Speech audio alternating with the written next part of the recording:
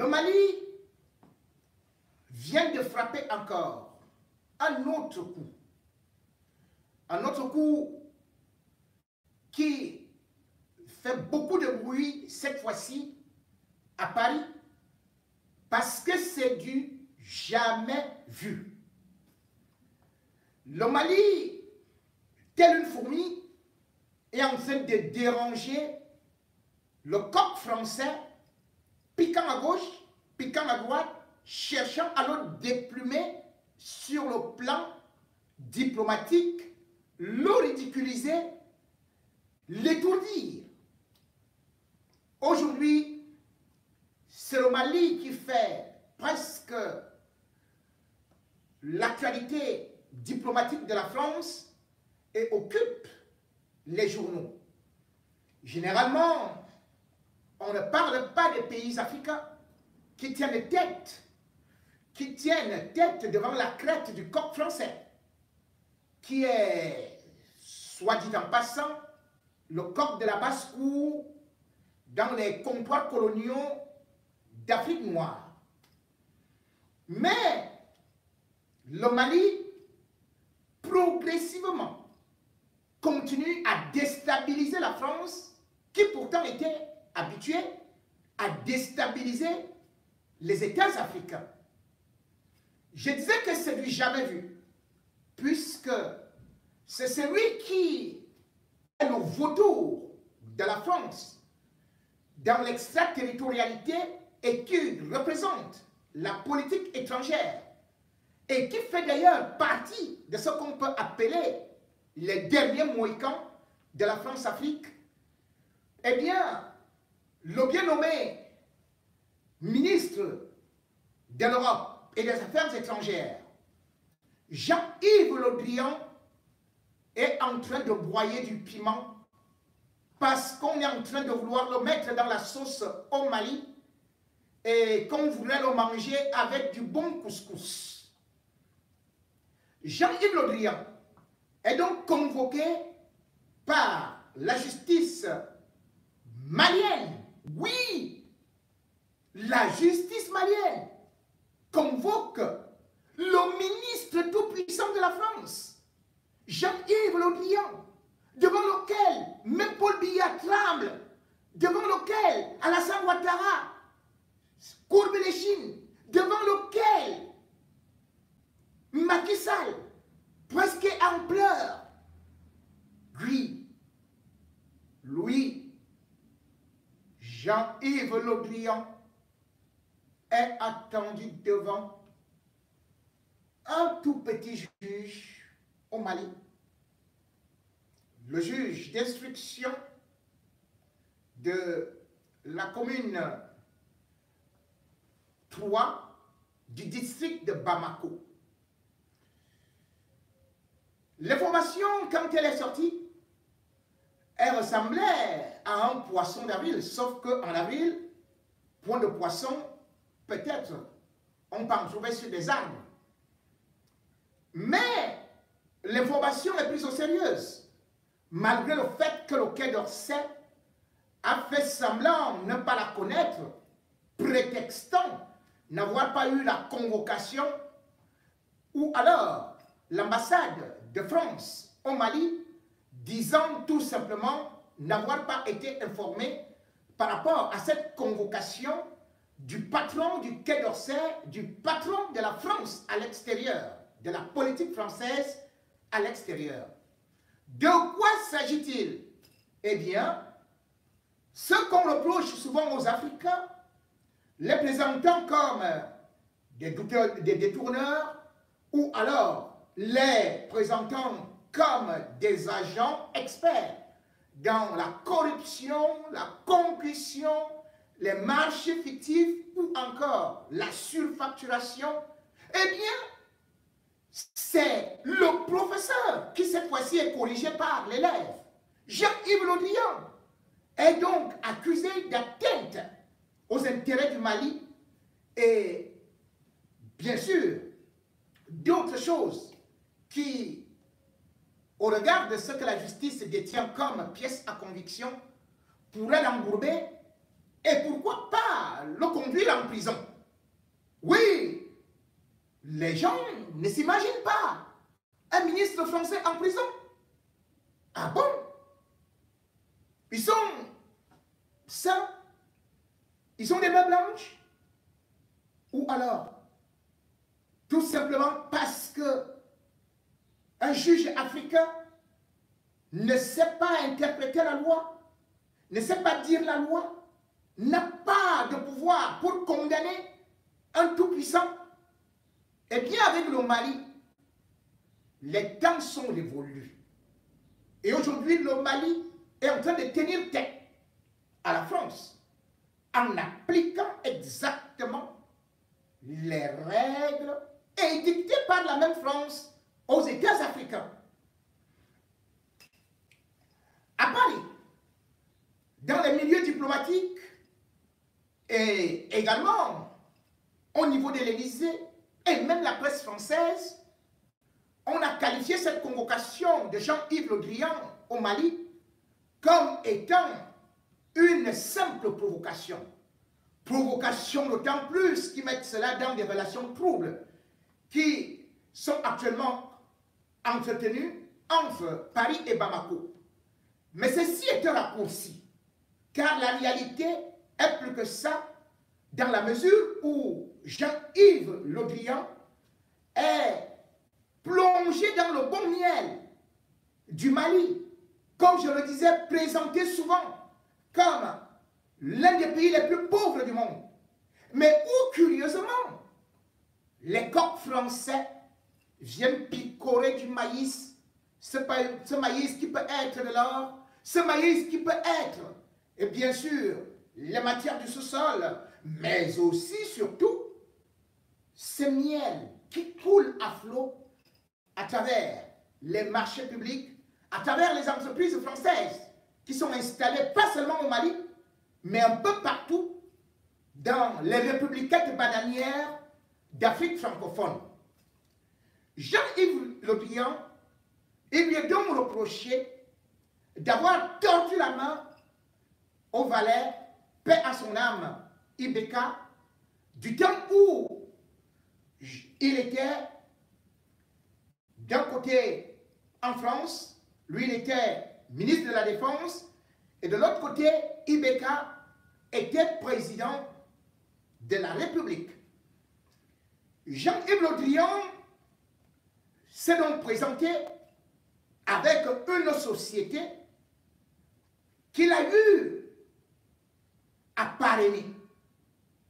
Et cette société qui aujourd'hui s'est métamorphosée en Idemia, exactement comme on fait souvent dans la Fémania ou dans la Mafia, eh bien, cette société, c'est elle qui a donc été chargée de fabriquer les passeports au Mali.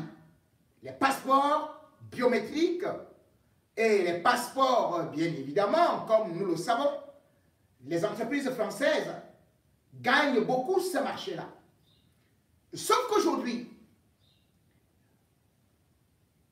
le Mali découvre quand même, ou les autorités en place viennent juste découvrir, ou viennent confirmer plutôt, ce que l'Assemblée avait déjà eu à vouloir débattre ici, et même au Mali, et que les populations avaient trouvé comme une escroquerie. À savoir qu'il y avait une entreprise canadienne qui était déjà chargée de faire ces passeports-là et qui avait un contrat avec l'État du Mali depuis 2001. Cette entreprise a pignon sur rue. Et cette entreprise, bien évidemment, canadienne, qu'on appelle NBC, ou non, CBN. Donc, cette entreprise, c'est elle qui fabriquait des passeports et curieusement, sans passer par un appel d'offres. Ibeka, sous la menace du ministre de la Défense, qui lui faisait comprendre que, attention, c'est moi qui ai fait installer les Serval Barkhane là-bas, au Mali. Si jamais tu n'obéis pas, pam, je te dégage. C'est ainsi donc que le pauvre Ibeka, wagonnet de la France, était obligé de donner ce marché juteux à une entreprise bretonne, où on retrouve d'ailleurs le fils de Jean-Yves Le Drian, Thomas Le Drian. Cette entreprise, non seulement va gagner des marchés costauds, mais surtout, les passeports, le prix va s'envoler pendant que les ressources, ou alors ce que l'État du Mali pouvait gagner, eh bien, a été presque diminué par 2. Comment peut-on donc passer d'un marché qui vous rapportait à un marché qui ne vous rapporte pas? Eh bien, les associations ont commencé à dénoncer cela. Mais du moment où Ibeka était là, l'affaire ne pouvait pas avancer. N'étant plus là, avec les nouvelles autorités, la junte militaire dirigée par le colonel Assimi Goïta n'a pas voulu en rester là, d'autant plus que les sociétés civiles sont puissantes au Mali, sont capables de créer des révolutions, de descendre dans la rue et de porter plainte. Ce qui d'ailleurs aussi se fait en France, avec des associations qui poursuivent des personnalités, des chefs d'État africains. Et c'est ainsi que l'association, ou bien plutôt l'organisation Malico, qui défend donc les intérêts du Mali et qui regroupe une foultitude d'associations, a saisi la justice française.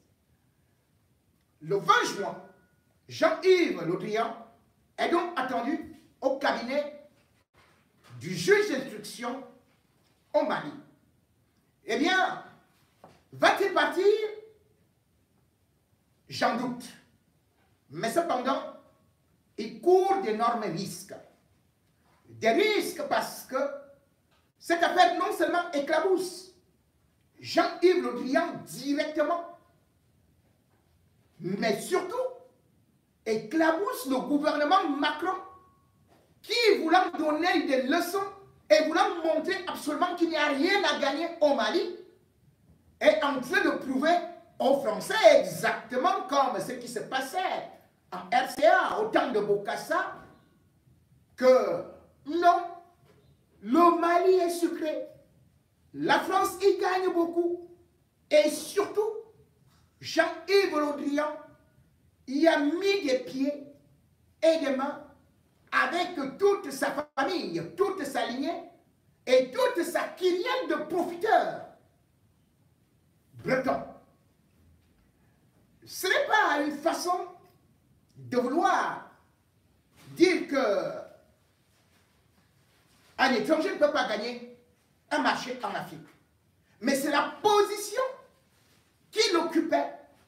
Donc il y a eu un trafic d'influence. Et il y a eu aussi un lobby très très fort que Jean-Yves Le Drian a exercé et exerce sur tous les dirigeants africains à travers beaucoup de réseaux, puisque s'il faut regarder l'ancienneté de ce ministre, on comprend que c'est lui qui tient le réseau France-Afrique aujourd'hui. Jean-Yves Le Drian, dans son passé, il faut déjà le savoir, et aussi ancien en France comme Paul Biya en Afrique. On parle des dictateurs africains, mais sur le plan de la longévité, Jean-Yves Le Drian en fait partie, puisque justement, en 1978, il était déjà député à l'Assemblée nationale et surtout, il siégeait à la commission défense. Et quand on connaît comment la commission défense est importante et a souvent agi contre les intérêts africains et même dans le renversement de certains régimes africains, on comprend donc pourquoi est-ce que Jean-Yves Le Drian, de réseau en réseau, est passé. Il s'est expérimenté. Celui-là qui, comme je le dis, député en 1978, était déjà dans le gouvernement d'Edith Cresson en 1991 et qui a vu tous ces dictateurs africains passer. qui a tissé toutes les relations avec les dictateurs africains et qui a toujours été plongé dans la mafia. Et d'ailleurs, ce n'est pas moi qui le dis, c'est Emmanuel Macron devant le pape le 27 juin 2018 qui, voyant Jean-Yves Le Drian arriver, va dire que les Bretons sont nombreux. Ils sont partout. Les Bretons, c'est la mafia française. Ce n'est donc pas moi qui le dis. C'est le chef d'État français, le jeune Macron, qui l'annonce en public, et pas qu'il était sous. Mais il le dit devant un paquet de personnalités, dont le pape. Ceci a peut-être fait quelques petits bruits, sauf que Jean-Yves Le Drian, très gêné, avait voulu lui faire comprendre qu'ils avaient des codes de valeurs. Mais en réalité, il n'a que des codes de voleurs. Jean-Yves Le Drian n'est pas seulement poursuivi aujourd'hui. Et il faut déjà le dire qu'en 1992, il avait déjà subi les foudres de la justice française et mis en examen justement pour les mêmes choses, à savoir ces réseaux mafieux qui interviennent dans les affaires de l'État avec des marchés et dans l'affaire de ce que l'on appelait alors les marchés occultes ou alors le financement occulte de la gauche, Jean-Yves Le Drian était cité et il avait justement à cette occasion été mis en examen. Et qu'est-ce qu'on avait découvert? C'est qu'à travers des officines urbaines et autres, c'est Jean-Yves Le Drian qui négociait des marchés avec des entités, donnait des marchés publics et recevait les rétrocommissions. Que ce soit les barons de la gauche qu'on a cités, eh bien c'était toujours lui. Il était donc mouillé, bien trempé. Mais entre-temps, Jean-Yves Le Drian disparaît et réapparaît. Comment se peut-il que de tout ce qu'on peut avoir comme énarque, intellectuel, économiste ou encore je ne sais quel politicien en France, ce soit toujours Jean-Yves Le Drian qui soit rappelé? En voyant un jeune comme Emmanuel Macron qui venait et qui nous disait qu'il allait rompre les relations entre, enfin, les relations ambiguës, antiques, entre la France et l'Afrique, tout le monde avait applaudi. Mais lorsqu'on a vu qu'il est venu avec Jean-Yves Le Drian, on a compris qu'il voulait faire du neuf dans des vieilles marmites. Il voulait coudre de beaux habits avec du vieux tissu. Et ça, on savait déjà que l'Afrique était toujours mal partie. Parce que Jean-Yves Le Drian ou Jean-Yves Le Drian n'était que le Drian dans tous les gouvernements. Dans le gouvernement Hollande, Jean-Yves Le Drian avait été nommé ministre de la Défense. C'est dans ce ministère de la Défense que justement, ils vont établir ce qu'on appelle l'opération Serval au Mali.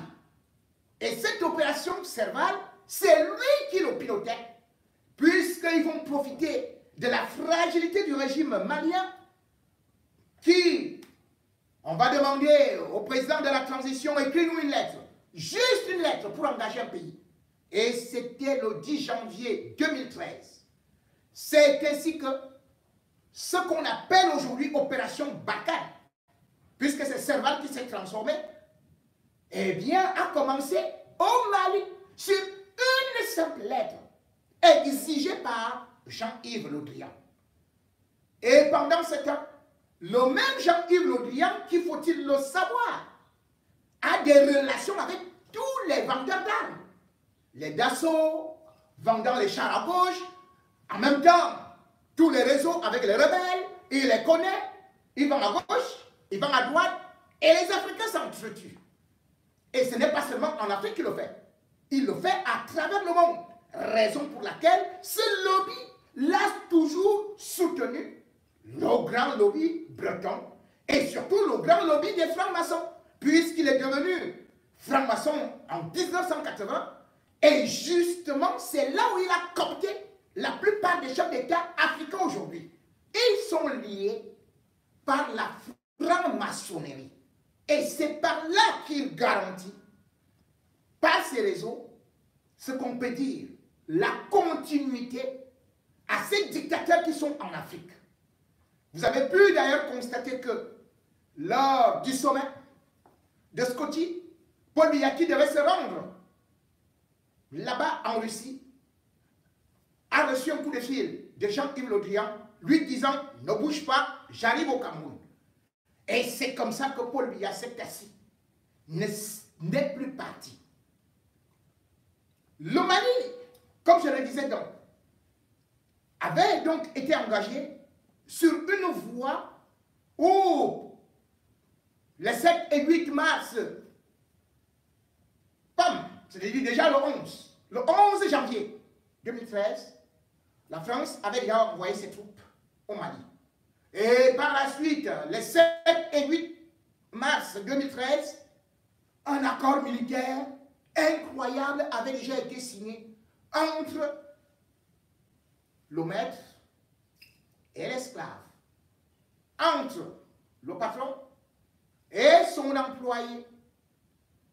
Et 2 jours après la fête du 14 juillet en France, Jean-Yves Le Drian reprenait son pèlerinage pour aller dicter sa loi au Mali. Il était arrivé là-bas et c'est ainsi qu'il avait forcé à celui-là Ibeka que signe maintenant les accords militaires. Et ces accords militaires du jamais vu sur terre, ces accords militaires qui ont été signés le 14 juillet 2000, le 16 juillet, autant pour moi, 2014, étaient exceptionnellement en déphasage avec le droit international, puisque dans ces accords, eh bien, les avions français peuvent survoler le territoire malien. On peut envoyer l'armée malienne partout. Creuser là-bas, même si c'est de l'or, aller faire cela, même si c'est ceci et cela. Et si un avion malien doit survoler, eh bien, c'est la France qui doit décider. Dans ton pays. Et la France te dit, tu ne décolles pas. Ne pars jamais dans telle zone. Dans ton pays. Dans ces accords-là, il était bel et bien aussi dit que, eh bien, les soldats français débarquent au Mali sans visa. Vous vous rendez compte? Pour que vous veniez ici, soyez ministre, soyez même n'importe qui. Est-ce que vous pouvez entrer en France sans visa si vous n'êtes pas français? Eh bien, les Français ont imposé ça au Mali. Et ce n'est pas n'importe qui, ce sont des soldats. Comme c'était dans leur pays, ils y vont et ils sont armés, autorisés de porter les armes, de quitter avec des armes et avec des munitions. Soyez général en Afrique. Quand vous montez dans l'avion, vous n'avez ni pistolet, ni munitions. Et d'ailleurs, le sieur Grand Lion avait voulu faire ce coup-là à Genève. Il avait demandé l'autorisation à l'État helvétique, à la Confédération helvétique, pour que ces sbires puissent au moins partir avec des armes et des munitions. Eh bien, la Confédération helvétique, l'État helvétique lui avait dit, mais non, nous ne sommes pas là. Vous venez, bras ballants, sans rien. C'est tout. Mais au Mali, les soldats vont sans visa, entrent avec des armes. Et de surcroît, et munitions, il n'y a aucune taxe qui entre dans les caisses de l'État. Tout ça, c'est sous Jean-Yves Le Drian. Et en fin de compte, on a vu le résultat. Et depuis le 16 janvier 2022, la junte militaire qui est beaucoup combattue par Paris, qui ne s'occupe pas de Mahamat Déby ou qui protège plutôt Mahamat Déby, qui lui aussi est arrivé par coup d'État, eh bien, la junte a donc demandé que ces accords soient révisés. Ce que Paris, du haut de sa grandeur et de son mépris, n'a pas voulu venir sur la table avec les petits du Mali. Et Ahmed, les petits du Mali, qui sont aussi durs à cuire, et surtout qui piquent comme le piment rouge, ont donc fait voir du rouge à la France en éliminant ou alors en dénonçant ces accords-là militaires, conformément d'ailleurs à l'article 26, alinéa 4 de ces accords qui étaient signés non seulement en 2014, mais aussi en 2020, et plus précisément du 8 au 10 mars 2020. Et c'est tout à fait logique puisque lorsqu'on voit, par exemple, la Convention de Vienne de 1969, la junte au pouvoir était dans son droit. Est-ce que la junte au pouvoir est aussi dans son droit de juger Jean-Yves Le Drian? Oui, parce que Jean-Yves Le Drian est aussi un personnage simple, mais qui est parti commettre un délit en Afrique. Il se doit donc d'être jugé là-bas, comme exactement on juge les Africains ici. Ce n'est pas à Paris qu'on va juger Jean-Yves Le Drian.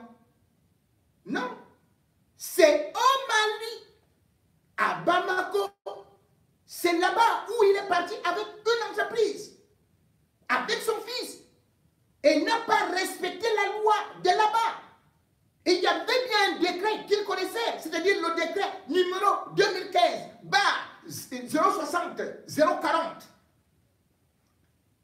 Je reprends le décret 2015-060-40 du 26 septembre 2015 qui disait que ce marché ne peut que être sur appel d'offres. Pour qu'il y ait concurrence, ce qui est tout à fait normal. Mais Jean-Yves Le Drian a sauté PAM pour aller prendre cet argent, sachant que, bien évidemment, il y avait quelques financements parce que l'Union européenne dit, bon, écoutez, on va vous donner peut-être 20 millions d'euros pour essayer de mettre les passeports biométriques pendant ce temps.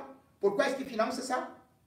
Parce que ça aide aussi l'Union européenne de contrôler l'homme africain, de contrôler nos mouvements, de contrôler ce qu'ils appellent l'immigration.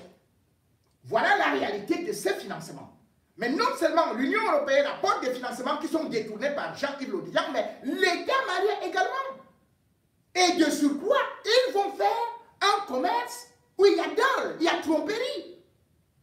Et ils font que les passeports maliens, tout comme les passeports de l'Afrique noire, francophone, soient les plus chers du monde. Ne pas passer par une commission est un délit grave. Et Jean-Yves Le Drian doit aller s'expliquer. Prenez ne serait-ce qu'au niveau du Niger. Lorsqu'il y a eu ce problème également de marché, de passeport biométrique, mais il y a eu un appel d'offres. Il y avait plusieurs candidats. Mais sur les candidats, on avait présélectionné, je crois, 4. Et sur les 4, bon, il y a bien la structure cotée par la structure bretonne. Et ce n'est pas seulement bretonne, hein, parce qu'il faut quand même se dire qu'elle est détenue à 14% par l'État français. Donc l'État français est impliqué dans ce marché-là, dans ce vol-là, dans ce détournement-là. Donc, je disais qu'au Niger, il y avait eu un appel d'offres. Et sur l'appel d'offres, il y avait, bien évidemment, Idemia. C'est devenu Idemia en 2017, hein, qui, un marché que vous gagnez en 2015, vous vous transformez, vous changez de nom, vous devenez autre chose. Oublions le passé, allez, continuons dans le nouveau rôle. Et au Niger, ils avaient échoué. Même s'ils disent qu'ils avaient eu 77%, mais l'autre entreprise, toujours française, avait obtenu 95%. 95 sur 100. Puisque c'est comme ça qu'on notait ça. L'État nigérien, au moins, avait donc fait un appel d'offres. Et pendant 17 jours, on avait étudié les dossiers. On pouvait au moins comprendre, même si, stratégiquement, étant un homme propre. Voilà donc la réalité de ceux qui, étant ici, se disant, bien évidemment, être ceux-là qui donnent des leçons, mais qui commettent des délits. Jean-Yves Le Drian doit être poursuivi comme les chefs d'État africains qui sont aussi poursuivis ici. Ce sont des chefs d'État africains. Comment peut-on dire aujourd'hui au Quai d'Orsay que c'est une provocation? Comment peut-on dire aujourd'hui, par exemple, qu'on a manqué on manque du... Mais attendez, c'est la justice. Ce sont les ONG maliennes qui ont porté plainte, tout comme les ONG ont porté plainte. Et d'ailleurs, ce n'était même pas les ONG africaines. C'était Transparency International, c'était Sherpa qui ont porté plainte contre le vice-président de la Guinée équatoriale, Théodore Obiang-Nguema, qui ont porté plainte contre toute la famille Sassou Nguesso, qui ont porté plainte contre la famille Ali Bongo. La justice française s'est autorisée à aller saisir leurs biens, y compris ce qui était déclaré comme inviolable. Je prends par exemple cette maison de 30 000 mètres carrés qui a été acquise là-bas à l'avenue Foch par la Guinée équatoriale et dont on attribue plutôt comme étant une propriété privée de Théodore Obiang-Nguema. Cette maison-là est évaluée à combien? À 107 millions d'euros. Elle a été saisie par la justice française. Et l'ordonnance, enfin, ou bien le jugement, a été rendu en février 2020. Il a été condamné.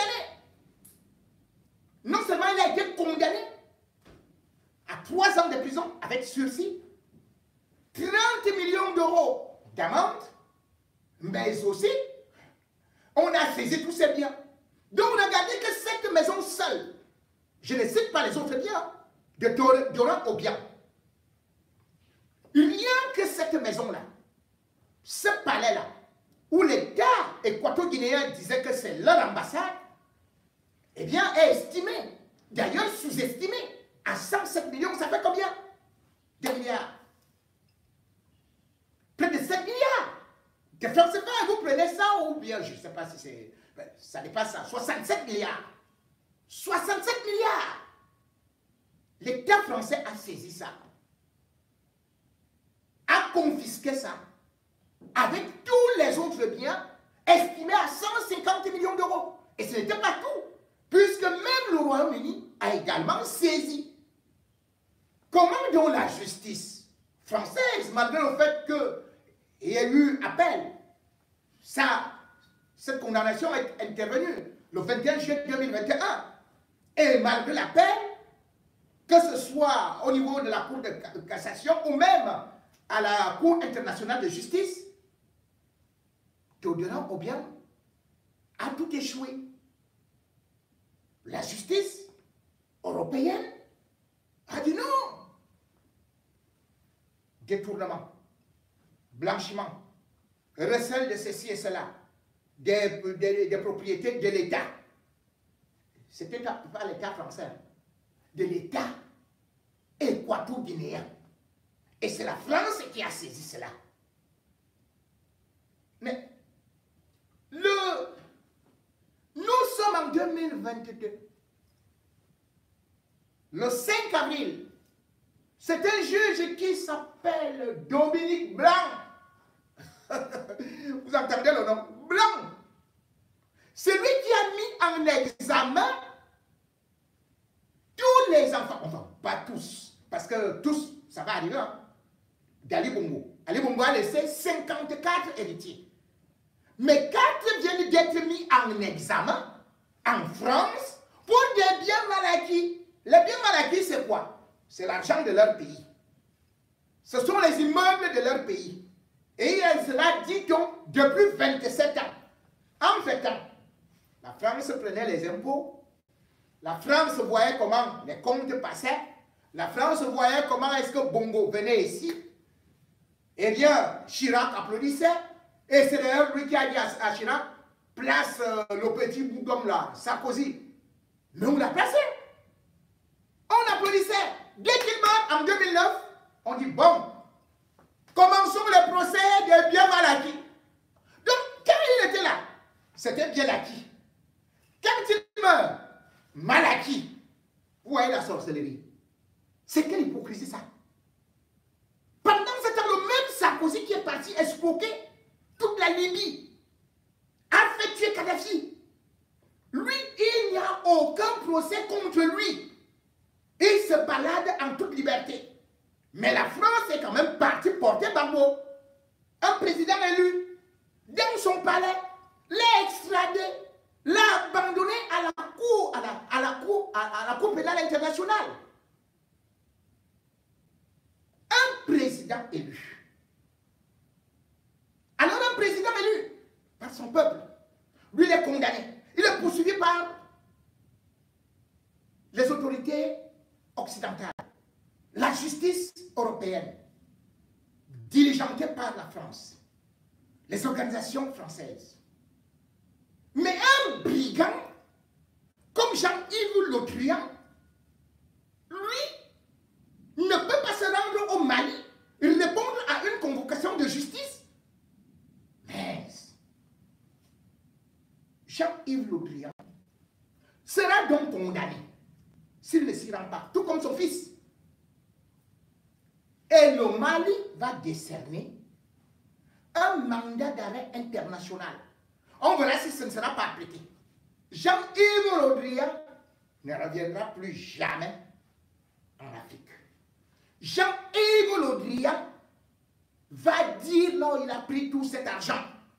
Parce que voilà des gens qui, comme d'ailleurs, quand ils avaient une immunité en tant que député, non seulement dans le gouvernement Hollande, ce monsieur avait réussi l'exploit de cumuler les fonctions de ministre de la Défense et président des régions. Et il venait dormir à l'hôtel Sofitel avec l'argent des rétrocommissions payé par les officines obscures. Mais après même, on revient, Macron le prend. Il le met là. Et c'est un socialiste. Hein? Il était le grand ami de François Hollande. Oui, comme je dis là, que ce soit les passeports, il a vu tout défiler. Il a vu tous les... J'ai dit tous ceux qui ont entretenu le réseau de la France-Afrique. Il les a vus défiler. Et il connaît toute la toile d'araignée qui fait que l'Afrique ne puisse pas se mouvoir. Il nous détient, ce Jean-Yves Le Drian, en esclave, parce que tenant nos dirigeants en laisse. Mais sauf que, dans le nouveau gouvernement de Macron, Jean-Yves Le Drian, sera sacrifié. Et c'est là où il comprendra qu'il ne pourra pas avoir une immunité ad vitam aeternam. Pour l'instant, sous couvert du fait qu'il est encore une autorité de la France, il peut se permettre de ne pas partir au Mali, mais tout au moins, quand il redeviendra simple personnalité, et d'autant plus que le Mali est en train d'ouvrir les yeux aux autres, de voir qu'on peut poursuivre un Français, fut-il ministre des Affaires étrangères. On peut le poursuivre en Afrique. À partir de cet instant, même les multinationales ne pourront plus venir imposer leurs lois. Même tous ceux qui viennent porter des mallettes vont se dire qu'un beau jour, avec un changement de régime, je serai rattrapé dans un coin de la rue. C'est un début de révolution qui interpelle donc les Africains, qui ouvre une voie par rapport à ce Mali qu'on est en train de voir, en train de se débattre. Vont-ils s'en sortir? On n'en sait pas. Vont-ils se libérer du joug français pour tomber sous le joug russe? On n'en sait pas. Mais toujours est-il que savoir tenir tête à l'ancien colon qui joue à la néocolonisation est déjà aussi un chemin vers la liberté, un chemin vers l'émancipation de nos nations.